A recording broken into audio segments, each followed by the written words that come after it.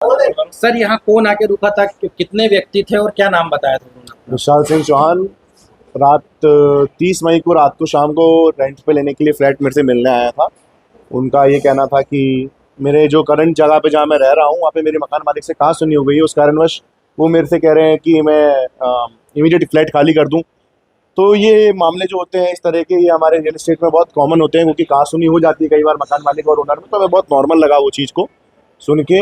तो उनके पास सब अमाउंट भी था 2+1 देने के लिए, आधार कार्ड भी उन्होंने दे दिया, वेरिफिकेशन भी करवा लिया पुलिस का, और एग्रीमेंट पे भी साइन कर दिया। ये सब वेरिफिकेशन प्रोसेस होने के बाद मैंने उनको चाबी दे दी फ्लैट की।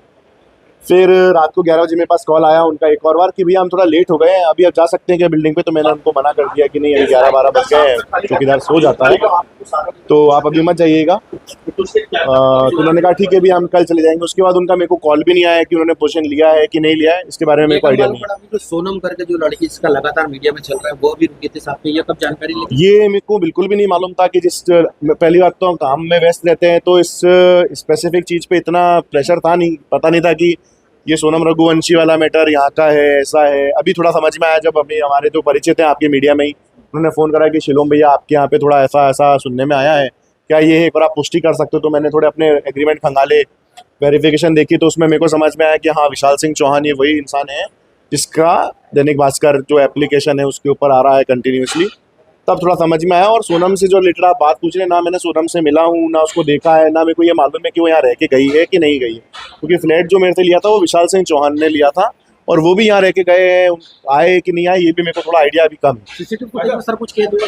सीसीटीवी फुटेज का जैसा मैंने आपको बताया, बिल्डिंग अंडर कंस्ट्रक्शन थी जब 30 मई को वो आए। देखो आप जैसा देख सकते हो फर्नीचर का सामान अभी भी बन रहा है, तो कैमरा भी उसके बाद ही लगे हैं। उनके समय जब वो आए थे तब कैमरा रिकॉर्डिंग स्टार्टिंग नहीं हुई थी। कितने रुपए में वो 8 जून को यहाँ से गई है, तो 8 जून तक में कैमरे चालू थे? नहीं, मैं आपको बताता हूँ, जहाँ तक मेरे को आइडिया है वो 2-3 जून तक का तो मेरे को पता है। वो 2-3 जून के बाद मेरा यहाँ पे कंटिन्यू आना हुआ है इस बिल्डिंग पे, तो 2-3 जून के बाद ना इस फ्लैट में कोई था, ये फ्लैट कंटिन्यूसली लॉक है, ना यहाँ पे मैंने किसी की आवागामी देखी है, कोई आता जाता मेरे को कोई दिखा नहीं है। तो जहाँ तक मेरे को मालूम है वो 2-3 तारीख के बाद यहाँ पे अवेलेबल भी नहीं रहे हैं, क्योंकि 3 तारीख को जब फ्लैट अपन देते हैं तो 2-3 दिन बाद मैंने उनसे पूछा था कि आपके फ्लैट में कुछ टूट फूट हो, कुछ रिपेयर वर्क हो, कि नया फ्लैट बना है, तो उनका कोई रिप्लाई भी नहीं आया मेरे को व्हाट्सएप पे। तो उसके बाद वो यहाँ पे रहे ही नहीं है। क्या रेंट था सर? 16-17 हज़ार रुपये किराया था, 2 डिपॉजिट एक रनिंग लिया है उनसे हमने। और विशाल ने बोला था कि बहन आके उनके यहाँ पे उनका मैंने, हमारी बिल्डिंग का नियम कायदा है कि अगर हम किसी को भी फ्लैट देते हैं तो हम उनसे पूछते हैं, बोलते हैं कि हमारे फ्लैट के 3-4 नियम है कि आप मेन गेट बंद रखेंगे, आप क्या बोलते हैं कि आपके यहाँ कोई भी आपका दोस्त मित्र कोई भी आता है, आप शोर शराबी ये सब या फिर कोई भी ऐसी अनैतिक एक्टिविटी नहीं करेंगे जिससे बिल्डिंग प्रशासन के नियम टूटे। अगर ऐसा कुछ होता है तो हम खाली करा देते हैं इमीडिएट बेसिस पे, ये हमने उनको बोला था। पुलिस को सूचना अभी हमने नहीं दी है, उसका रीज़न ये है कि मेरे को अभी खुद अभी मालूम चला है कि ये वही शख्स है जो उस केस में जिसका नाम आ रहा है। ये भी मेरे को आप लोगों से ही मालूम चला है कि वो जो इंसान मेरे यहाँ रह रहा था वो सेम इंसान है। आपका नाम बता दीजिए। मेरा नाम शिलोम जेम्स है। देखिए, सबसे पहली बात तो ये है कि राइट फ्रॉम द बिल्डिंग जो इस केस में जो इन्वेस्टिगेशन है शिलोंग पुलिस के द्वारा की जा रही है, और वो इन्वेस्टिगेशन में एक सारे फैक्ट्स को लेंगे। क्योंकि राइट फ्रॉम द बिगिनिंग में फिर कहना चाहूँगा कि इंदौर पुलिस इसमें न पहले भी जांच कर रही थी इन्वेस्टिगेशन, अभी भी कोई जांच इन्वेस्टिगेशन कर रही है। ये पैरेलल इन्वेस्टिगेशन, पैरेलल जांच कभी नहीं होती है।